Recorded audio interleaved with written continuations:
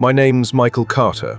In the winter of 2012, I was sent with 4 others from my unit, Lieutenant Mercer, Cole, Alvarez, and Rebecca, into a place that wasn't supposed to exist anymore. It was an old mining town in the Appalachians, wiped off the maps after the company pulled out in the 80s. On record, it was dead, buried under snow and silence. But people in the hills swore otherwise. They said lights still flickered in the windows at night. Some swore they'd seen figures moving in the trees, tall and wrong. A few whispered about skinwalkers, others about ghosts, and some claimed the government had sealed the mines because of something not human inside. Command called it superstition, but they still sent us in, one night only. Clear the streets, confirm it was empty, and get out before the next storm. It should have been routine, but the second we rolled in, the town didn't feel abandoned. The town looked like it had been frozen in time, the kind of place where you expected to see tumbleweeds roll down the street even though snow was already piling up. Our Humvee's headlights caught storefronts with broken glass, rusted signs, a diner with its neon letters half burnt out. Nobody said it, but we were all thinking the same thing. It didn't feel abandoned, not really. "Christ, place looks like a movie set," Cole muttered from the back, tapping his rifle against his knee. "Eyes open," Lieutenant Mercer said. "Sweep it clean, one night only. Then we're gone." We parked in front of the church. The steeple leaned like it was ready to fall, snow collecting along the broken roof tiles. The air smelled faintly of metal, sharp and dry, and when I stepped out, my boots crunched on gravel like it hadn't been touched in years. The first building we cleared was the diner. I pushed the door open, the bell above it giving one half-hearted chime before snapping off and clattering to the floor. Dust hung in the air, but the place wasn't empty. The jukebox in the corner was plugged into nothing, the cord torn, yet I could swear I heard a low hum inside it, like it was alive. On the counter sat a plate of eggs and bacon, steam rising faintly into the cold air. I froze. "Mercer, this isn't right." "Probably squatters," Mercer said, too quickly. "Keep moving." But it wasn't just the food. The coffee cup next to it was half full, dark liquid still rippling like it had just been set down. Cole reached out, touched the plate, then yanked his hand back. "It's hot," he whispered. Nobody laughed this time. We kept searching. Booths lined with cracked leather, menus yellowed with age, and yet on every table the silverware was laid out neat, forks and knives stacked perfectly, napkins folded tight. "You seeing this?" Alvarez asked, sweeping her flashlight over the row. "Every table's ready, like they're waiting for us." I wanted to say something smart, something to cut the tension, but my mouth was dry. I couldn't stop staring at that plate of food. The smell of bacon was real, warm and greasy in the air, but everything else screamed rot. We regrouped outside.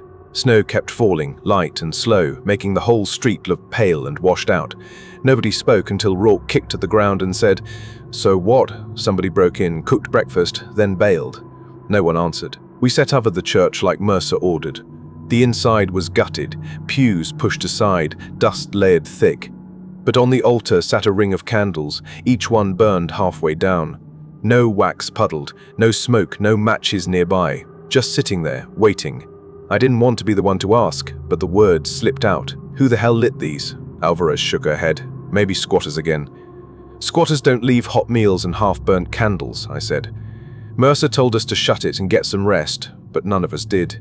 I sat near the back, staring at the candlelight flicker, feeling my stomach twist like the shadows were moving wrong. That's when I noticed the table in the corner. Old, splintered, covered in dust except for one thing, a ring of keys. I picked them up. The tag hanging from the metal ring was dull and scratched, but the number on it was fresh, stamped clean like it had just been pressed. Our unit number. And that was when the cold really set in. The keys felt heavier than they should have. I slipped them into my pocket without saying a word. My stomach wouldn't settle, not after the food in the diner and the candles in the church. Something about that town didn't add up, but none of us wanted to admit it out loud. Cole finally broke the silence. "You all smell that?" We followed him outside. The snow had stopped for a moment, leaving the air sharp and clear. He was right. There was something faint in the wind, sweet and rotten at the same time, like flowers left too long in stagnant water. Alvarez swung her flashlight across the street and froze. "Over there." We followed her beam to the edge of the cemetery. The gates leaned inward, half rusted through, but the ground beyond was disturbed. Dark lumps pushed up against the snow, and even from where I stood, I could see the earth was too fresh, the lines too clean. Mercer motioned us forward. Check it. Stay tight. My chest felt tight as we crossed into the graveyard. The crunch of boots on snow sounded too loud, like the night wanted silence.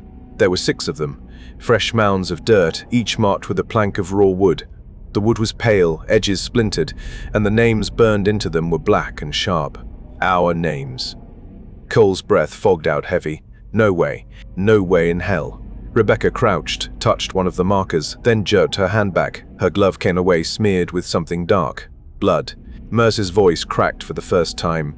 Who did this? Nobody answered. I just stared at the marker with my name on it. The edges were still warm, the smell of charred wood sharp in my nose. Whoever burned it had done it minutes ago, not hours, minutes. Cole swore under his breath and kicked one of the graves. The plank split down the middle with a sharp crack. From the split, a trickle of red seeped out, running down the wood-like veins. Jesus Christ, Rebecca whispered. Mercer snapped, his voice low and angry. Back to the church, now. We turned to leave, and that was when the bell rang. It was only one note, deep and heavy, rolling through the air. The rope had rotted years ago. The tower leaned like it was ready to collapse, but the sound was real. It rattled my teeth. We all froze, Cole muttered. That's not possible, Alvarez whispered. Who's ringing it then? Mercer shoved us forward, eyes darting toward the steeple. I couldn't look at it. My legs carried me toward the gate, every step harder than the last. At the edge of the graveyard, Rebecca stopped short. She was staring at something in the trees. What is that? She said, her voice shaking. We followed her gaze. Between 2 oaks stood a figure, tall and still. Its arms hung loose, its head tilted down like it was asleep. The beam from her flashlight caught on its chest. A uniform. The name patch stitched across it read, Cole, and when the light touched it, the head slowly turned. The flashlight beam locked onto that uniform, and none of us breathed. The scarecrow, or whatever the hell it was, just stood there between the trees, its head twisted in a way no neck should bend. Cole's voice cracked. That's my patch. That's my name. Back off, Mercer hissed, shoving us toward the gate. Now! But none of us moved. The figure's chest looked stitched, its arms too long, stuffed and bulging like burlap. The snow at its feet was undisturbed, no prints leading to it, no sign of how it got there. Rebecca whispered, It wasn't here before. I swear it wasn't. Then its head jerked again, snapping to a new angle, face still hidden in shadow. I felt my stomach drop like I was on a roller coaster. Mercer finally barked. Move. We bolted, boots slipping on ice, hearts slamming in our ears. I didn't look back until we were through the cemetery gate. When I did, it was gone. The trees stood empty, snow falling soft and quiet, as if nothing had been there at all. Cole muttered, no way, it just vanished. Mercer shoved him hard. Keep it together. We clear the houses, we regroup, we get the hell out of this hole. We push down the next street, every window watching us. That's how it felt, like every dark frame had eyes. The first house we entered smelled like mildew and wet wood. The wallpaper peeled in strips, the floor sagged, but the kitchen table was set like a family had just stepped out. 4 plates, forks aligned, cups half filled with water that hadn't frozen. Rebecca swept her light across the walls and stopped cold. What the hell is this? The living room was covered in drawings, hundreds of them, taped crooked over peeling wallpaper. Crayon, charcoal, pencil. All the same, our faces. Mine, Mercer's, Cole's, Rebecca's. Crude and childlike, but recognizable. I felt bile rise in my throat. How would they know what we looked like? Cole ripped one off the wall, crumpled it in his fist. This is some kind of setup. By who? I shot back, my voice sharper than I meant. There's nobody here. The upstairs was worse. The bedroom closet was lined with boots, dozens of them, caked in dirt but cleaned and arranged by size. I leaned closer. Every pair matched ours. Same style, same make, same sizes down to the half number. Rebecca grabbed my sleeve, eyes wide.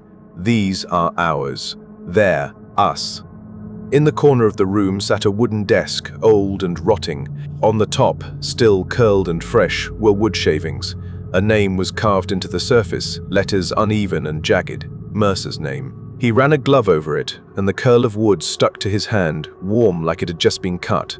His face went pale, all the authority drained from him in a second. The silence pressed in heavy, broken only by Cole muttering to himself, pacing in a circle. I could hear his breathing quicken, the panic setting in. Mercer tried to steady his voice, but it wavered. Everyone out. Now. This isn't right. We filed back onto the street, snow crunching underfoot, each of us too shaken to speak. The town felt alive now, every house holding its breath, waiting. I tried not to think about the drawings or the boots, but the image of Mercer's name carved into that desk wouldn't leave my head. And then Rebecca stopped walking. "Look," she whispered. We turned.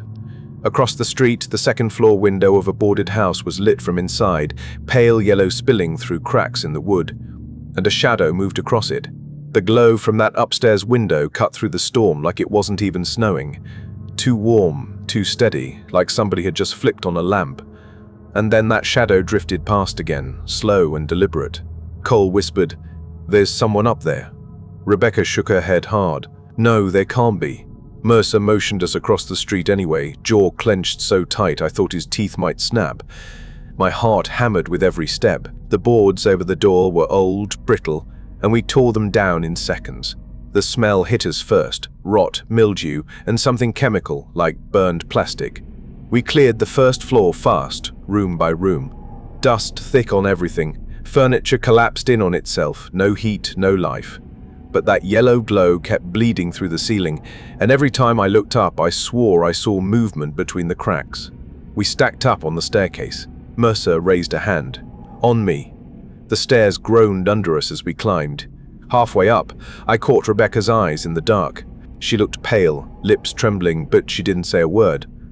The second-floor hall stretched long and narrow. Every door was shut except the one at the end, light spilling out beneath it. The glow was too clean, too bright, not like an old bulb. It felt artificial, like a stage light. Cole muttered, "I don't like this." Mercer shoved the door open. We froze. The room was spotless. Floor swept, walls scrubbed bare, not a speck of dust. In the center sat a row of school desks, lined up like a classroom. On every one was a notebook, open to a single page. Each page had the same word scrawled across it, thick black marker pressed until the paper tore. T-E-S-T-A. Rebecca stepped closer, flipping one of the books shut. I don't know why, maybe to prove it wasn't real. When she did, the desk legs screeched across the floor by themselves, dragging 2 inches toward her. She gasped, jumped back. "Did you see that? Did you see that?" We all had. Mercer grabbed her arm. "We're leaving. Right now." We started to back out when the lockers along the far wall slammed open. One by one, in perfect rhythm, doors banging metal against metal, the sound echoing like gunshots. My ears rang with it, my stomach flipped. Cole shouted over the noise, "Move!" We barreled out, down the hall, but Mercer skidded to a stop at the landing. He was staring down at something in the corner of the stairwell. A mannequin, not a plastic one from a store. This was stitched together from canvas, stuffed and jointed, dressed in fatigues. Around its neck, a dog tag swung slowly on a chain, Mercer's name. He ripped it off the thing's neck and threw it down the stairs, face twisted in something between rage and fear. The mannequin slumped forward, collapsing in on itself like it was never solid. No one spoke as we bolted out of that house into the street, snow biting at our faces, lungs burning. My thoughts spun out of control. Who set that up? Who had that kind of access? But deep down, I already knew. It wasn't who. It was the town, and it wasn't finished with us yet. We hit the street, gasping for air, every one of us too rattled to say much. The snow came harder now, flakes stinging against my cheeks, the wind carrying that same sour, sweet smell. My hands shook even with gloves on. I kept waiting to hear those lockers slamming again behind us, but the house was dead quiet, no light, no sound. Cole spat into the snow. "That's it. I'm done. We're not staying in this freak show another minute." Mercer spun on him. "We don't leave without the vehicles. That's an order." "They're gone," Cole snapped, voice cracking. "You didn't see? The tires, all 4 gone, like somebody just walked up and stripped them while we were inside." Rebecca's voice trembled. "Then how do we explain the pyramid?" I blinked at her. "What?" She pointed down the road. At first I thought she was seeing things, but then my light caught it. On the hood of the nearest Humvee sat a neat little stack, all 16 lug nuts, balanced into a perfect triangle, snow collecting gently on top of it. My throat dried up. No one's screwing with us. No one does that in a blizzard. We circled the Humvee, rifles raised. The tires were gone, rims pressed flat into the slush. Not even drag marks, just clean, like they'd been lifted and placed somewhere else. Cole laughed under his breath, the sound sharp and ugly. "This is it, boys and girls. We're in some kind of nightmare." Mercer grabbed him by the collar. "Shut it. Keep your head." We pushed down, regroup at the end of the street, find a way out. We started moving again. The storm swallowed sound, muffling our steps. But I couldn't shake the feeling that the houses shifted when we weren't looking. Windows that had been boarded looked open now. Street signs we passed once showed up again minutes later. Rebecca muttered, "We've been here. We've already been here." "No," Mercer said firmly, even though his eyes said otherwise. "Keep moving." We turned a corner and stopped dead. The diner, same cracked neon letters, same broken bell on the floor just inside the door. But it wasn't the same. Not anymore. Every chair was pulled out from the tables and turned toward the entrance. Dozens of them, perfectly aligned, like an audience waiting for us to walk in. Cole lowered his rifle, face pale. "They're expecting us." Mercer shook his head. "It's a trick. Stay sharp." The door creaked open on its own. I wanted to run, every nerve screaming at me to get as far from that building as possible. But my legs carried me forward with the others, into the glow of our flashlights. The chairs stayed still. But in the middle of the room, where the counter used to be clear, was a mound of dirt, fresh, dark and wet against the floorboards. Steam rose from it like it was alive, hot against the cold air. Rebecca whispered, "That's a grave." I couldn't breathe. My boots felt glued to the floor, my skin prickling all over. Something was beneath that dirt, something waiting. And for the first time, Mercer didn't say a word. No one spoke. The mound of dirt steamed in the middle of the diner floor, the chairs sitting around it like witnesses. My light caught the soil glistening wet, blacker than it should have been, and I felt my chest tighten. Rebecca whispered, "It's fresh. Someone dug that tonight." Cole shook his head, voice sharp. "There's no way." The ground's frozen solid.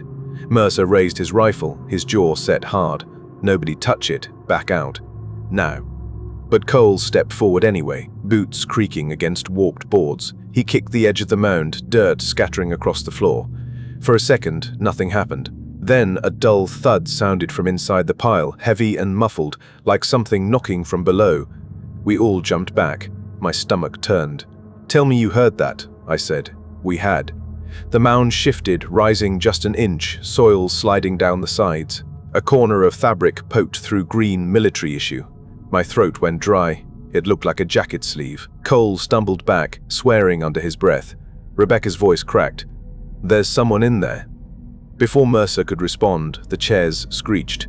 Every single one dragged 2 feet closer, the sound of wood scraping on wood filling the room. Not one of us touched them. Mercer shouted, "Out! Get out!" We turned, but the diner door slammed shut with a force that rattled the windows. The mound heaved again. A gloved hand broke through the dirt, fingers twitching, grasping blindly. It was a soldier's glove. Same brand, same type we wore. I froze. My own name tag flashed in my head. The graves, the mannequin, the notebooks. The hand clawed at the air, then dropped limp. Silence. Steam curled around it, the smell of hot earth mixing with rot. Cole started to cry, an ugly broken sound, his rifle clattering as he shook. Mercer shoved him toward the back. "Kitchen. Move, damn it."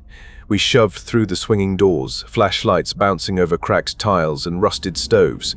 The air was hotter here, damp like a greenhouse. My skin prickled as I saw condensation dripping down the walls. Then Rebecca hissed, "Oh my God," the far wall wasn't a wall anymore. It was lined from floor to ceiling with Polaroids, tacked crooked and overlapping. Dozens, maybe hundreds.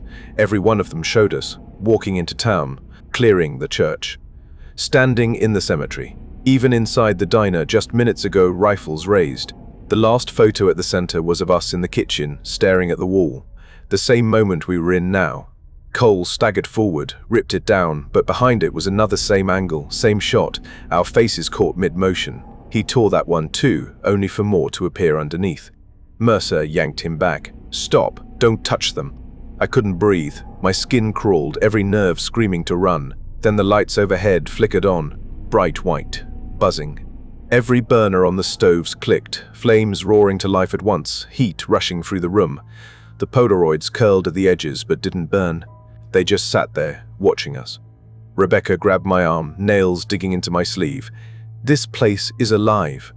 And then the floor gave a long, groaning crack beneath us.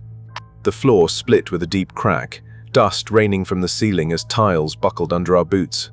The heat from the stoves pressed against my skin, too hot, choking, while the Polaroids on the wall fluttered as if they were breathing. Mercer shoved us back. Out, now.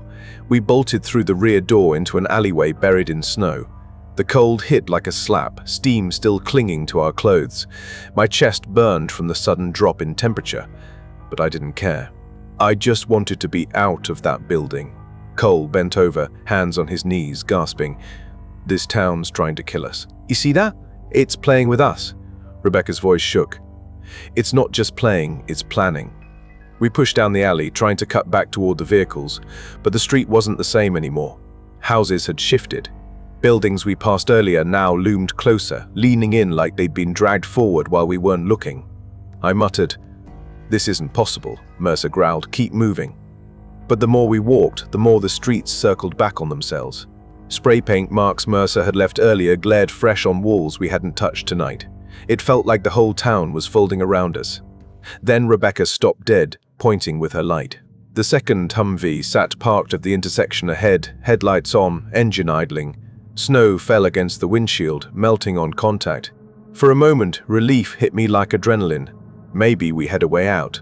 Cole sprinted forward, yanking the door open. Finally!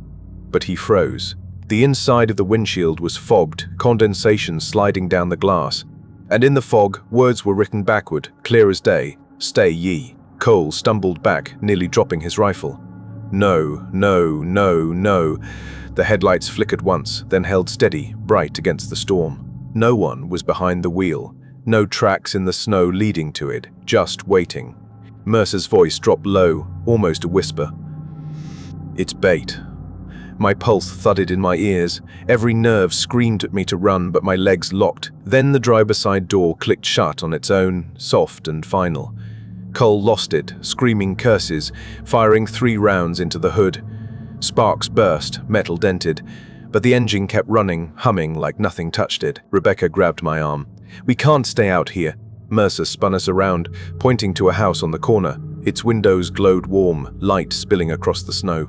"Inside," he ordered. "Now!" We ran. The door gave way under his boot. We stormed in, rifles raised. The house was too warm, heat rolling over us like a furnace. My breath caught when I saw the dining table. The same table from the diner. 4 plates, 4 sets of silverware, food steaming fresh. Cole dropped to his knees, laughing brokenly, hands over his face. "It's the same house, the same goddamn house," Rebecca whispered. "It followed us." Mercer clenched his fists, eyes darting around the room. "It doesn't matter. Barricade the door." I couldn't move. I just stared at the plates, at the food that shouldn't exist, at the way the steam curled toward us like it knew we'd sit down. And then one of the forks lifted from the table and clattered to the floor. The fork hitting the floor was louder than any gunshot. The clatter echoed through the house, and every muscle in my body seized. None of us moved. None of us even breathed. Cole finally broke the silence with a broken laugh. It's setting the table for us," Rebecca whispered. "Shut up. Just shut up." Mercer's jaw tightened. He raised his rifle, pointing it at the steaming food. His hands shook, just slightly. "We're leaving. Upstairs, check for a window, roof access, anything. Move." We backed out of the dining room. The heat seemed heavier now, thick and damp, pressing against my skin like the walls themselves were breathing. The staircase groaned as we climbed.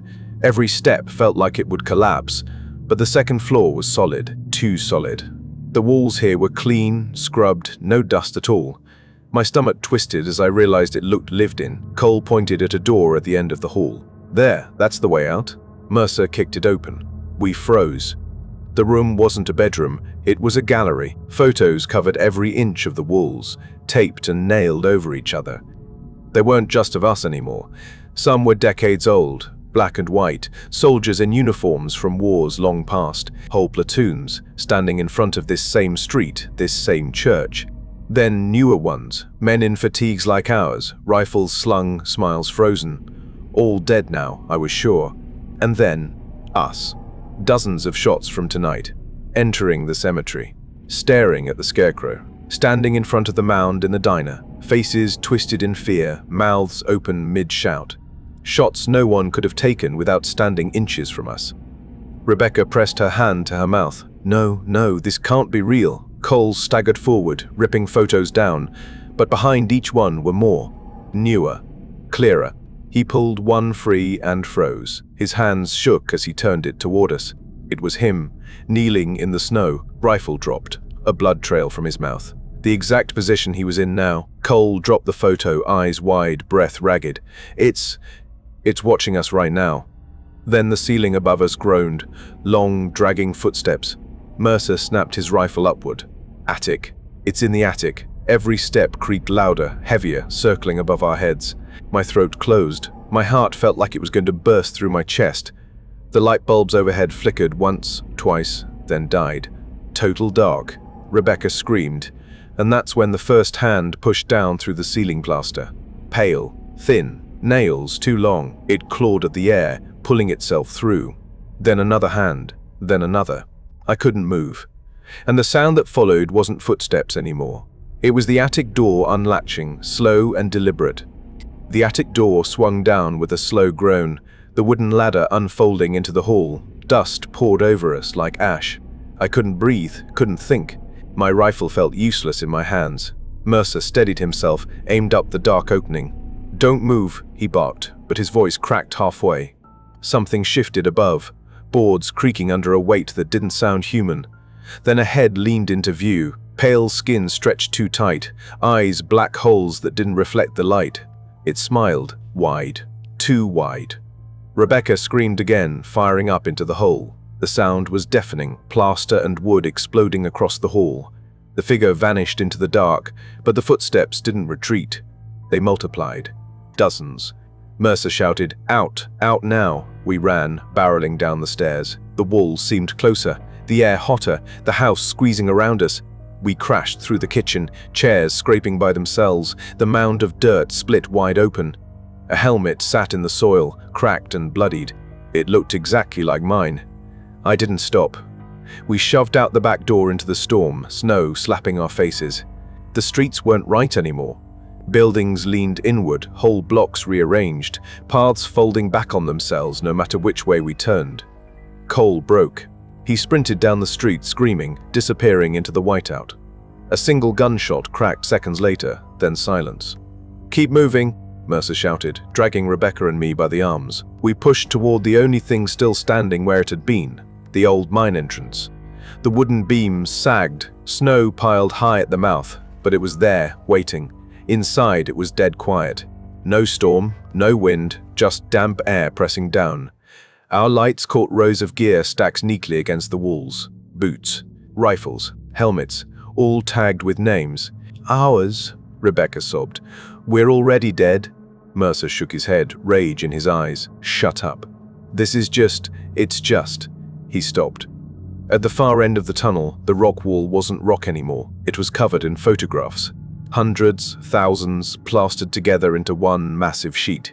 Faces staring out at us, soldiers from every decade, every war. Their eyes cut out. And in the center, a new set. Fresh, still glossy, me, Rebecca, Mercer, standing in that exact spot. Then the photos rippled. Hands pressed out from behind them, dozens of pale fingers tearing through, reaching. Mercer opened fire, the blast echoing down the tunnel. Rocks rumbled, dust poured from the ceiling, the whole mine shaking. He turned back once, eyes wide with something between fury and terror. Run. The tunnel collapsed, cutting him off in a roar of stone and earth. I don't remember how I got out. 1 second I was in the dark, the next I was crawling through snow, lungs burning, my hands shredded raw. Rebecca was gone. Mercer was gone. Cole was gone. I was alone.